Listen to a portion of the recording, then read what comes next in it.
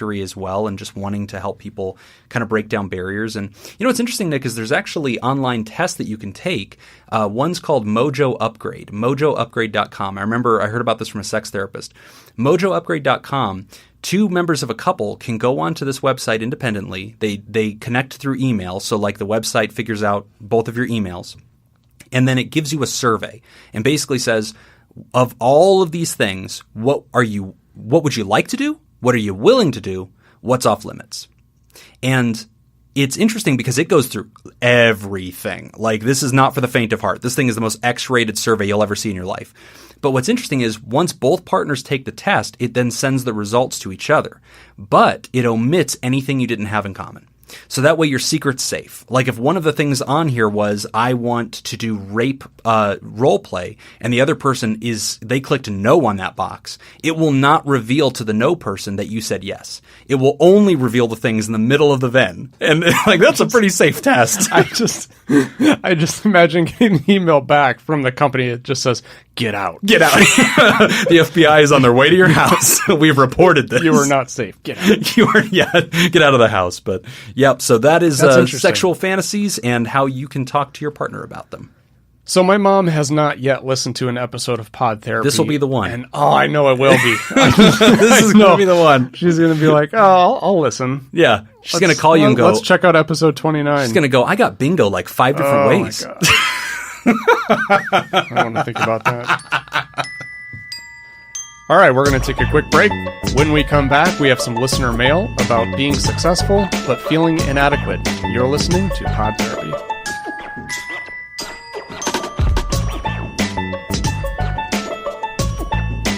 We're back. You're listening to Pod Therapy, and our first listener mail comes to us from Jake and deals with feelings of inadequacy.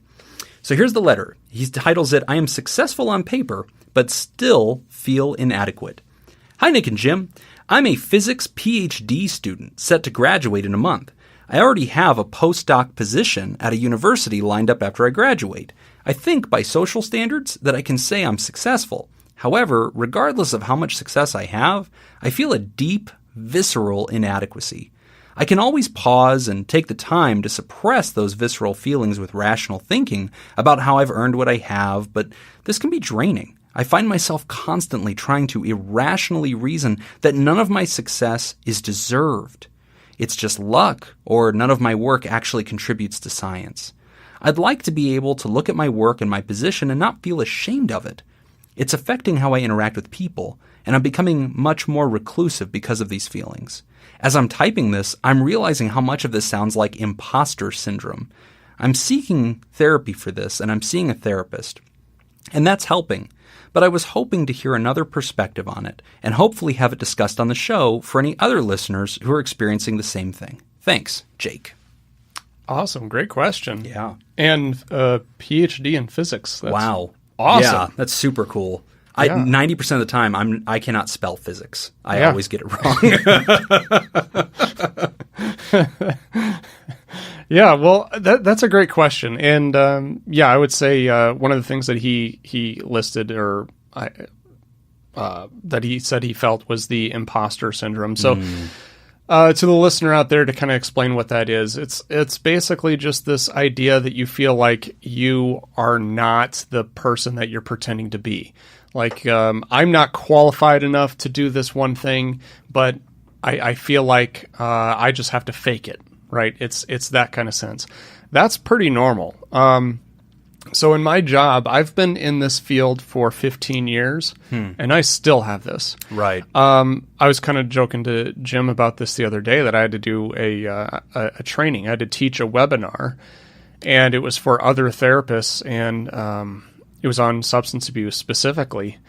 And I think the therapist group they're out in the Midwest someplace. And so I had no idea who these people were. I got called in at the last minute to fill in for the other teacher who was supposed to be doing it. And I just felt really inadequate. And I'm like, oh my God, like I shouldn't be doing this.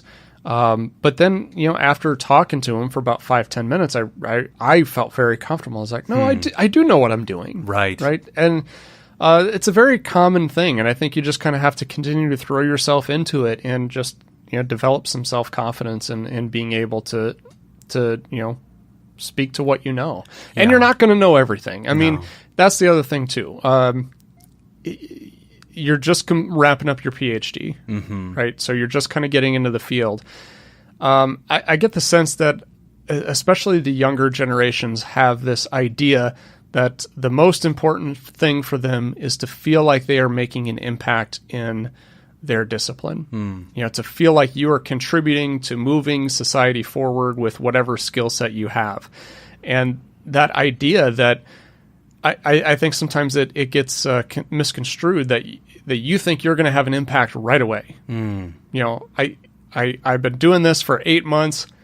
I should be making an impact. Right. Well, maybe not. I mean, you could be doing this for a long time. Maybe your impact is happening after being in the field for 15 years. You know, I mean, I didn't make an impact in my field for, some would say, 15 years. You've been very effective in your field. But, you know, I empathize. I mean, I think that we all have felt this way, Jake. You know, all of us have looked at our lives and said, oh, shoot, you know, I'm faking it. Yeah, they're going to call me doctor, you know, so-and-so. And I empathize with this. You know, I also did doctoral training. And I remember when it was done, I remember one of my professors, when I came up on stage and, you know, shook her hand and everything, and she said, "Congratulations, Dr. Jobin."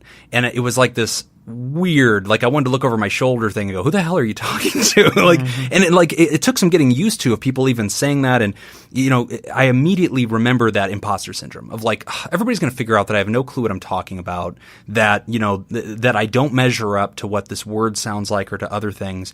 And I think that's what the essence of imposter syndrome is to believe that you are going to be exposed as the fraud that you secretly are. You know, that there are areas that you don't know, and you don't immediately confess that you don't know those things. And because of that, other people start to give you this benefit of the doubt thing, and one day you're going to lose it, right? One day you're going to lose all their confidence, lose their faith, and you're sort of waiting for the other shoe to drop. Dude, Jake, I completely empathize with that. And I you know, Nick's nodding his head to this. And we're, you know, professionals, and we actually are pretty competent. And it's funny how, you know, what Nick said, and I think what I see you saying in this letter, is that when you think about it carefully, though, there's evidence that suggests that you are competent.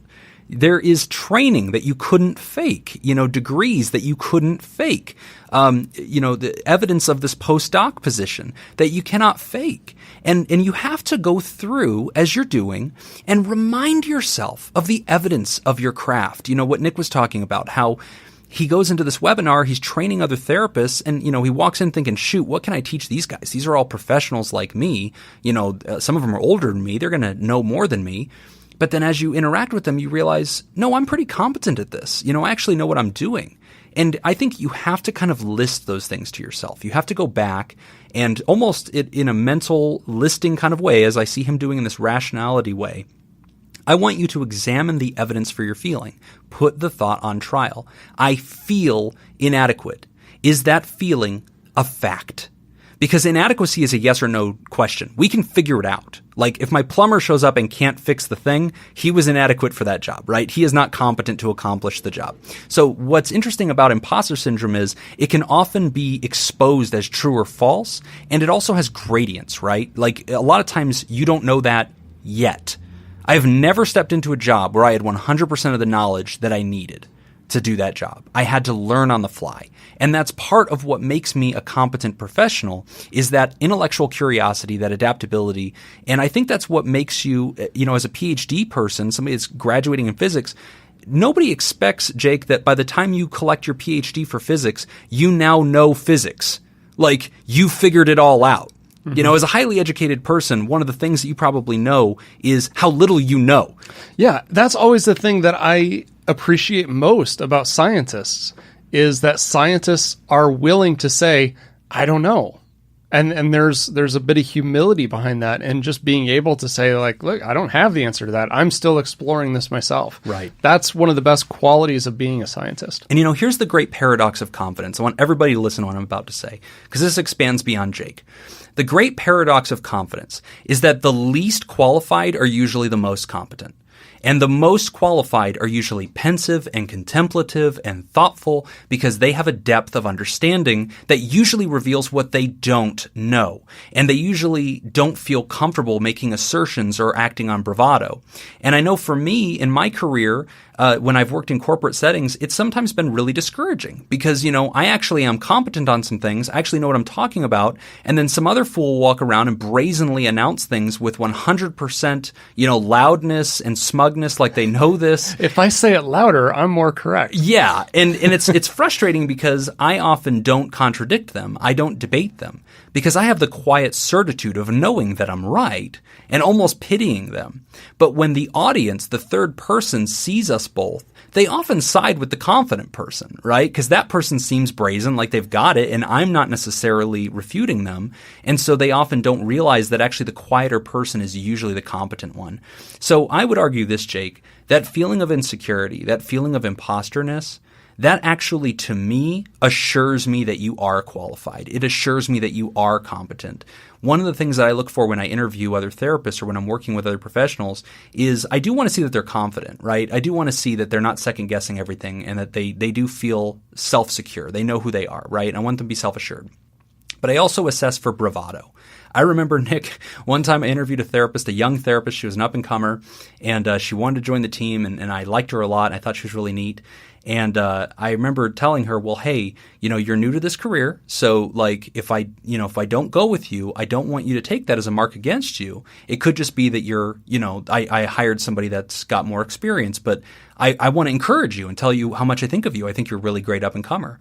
And I remember this person, you weren't with me in this interview. Oh. This person told me, Dr. Jobin, I want you to realize something. She looked me dead in the eye. She goes, I'm going to win a Nobel Peace Prize or Nobel Prize. She goes, I'm going to win a Nobel Prize. I was like, okay. And she goes, that's who I am. And I was horrified because I am glad I was not in there. Yeah. I would have just started laughing. Yeah. I mean, good for you to have that confidence. Another therapist was with me and he was looking at, like, we were both like, okay. And like, she left and we both looked at each other like, all right, like, that's a no. Like, way too much, too brazen, too bravado, too confident. There's no intellectual humility. And so wouldn't you know it? She ended up winning a Nobel Prize. Yeah, dang it. She did really good. Sorry, Malala. And we're just stuck here with this podcast. Yeah, we ended up with a podcast. But, Jake, what you're feeling is completely normal. Work it out in therapy. Rehearse it with yourself. Self-talk is really important too. The other thing that Jake mentions here, he says that it's affecting how I interact with people, and I'm becoming much more reclusive because of these feelings. And if what you're talking about, Jake, excuse me, is talking with other people in your field, I want you to really challenge that thought too, because I'm willing to bet that they are experiencing the exact same thing that you are. Yeah. They're just not talking about it.